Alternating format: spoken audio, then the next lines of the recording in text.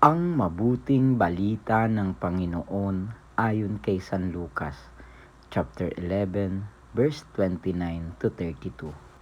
Noong panahong iyon, samantalang dumaragsa ang mga tao, sinabi ni Jesus, "Napakasama ng lahing ito. Naghahanap sila ng palatandaan mula sa langit, subalit walang ipapakita sa kanila, maliban sa palatandaang inilalarawan ng nangyari kay Jonas. Kung paanong naging isang palatandaan si Jonas sa mga taga Ninibe, gayon din naman, magiging isang palatandaan sa lahing ito ang anak ng tao.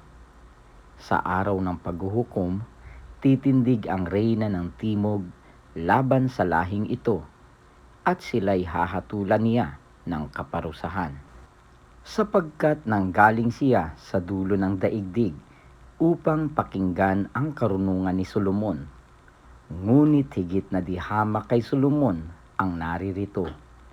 Sa araw ng paghuhukom ay titindig ang mga taga Ninibe laban sa lahing ito at hahatulan ng kaparusahan, sapagkat nagsisi sila dahil sa pangangaral ni Jonas.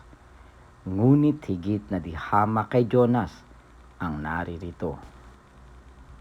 Ang mabuting balita ng Panginoon. Pinupuri ka namin, Panginoong Hesukristo.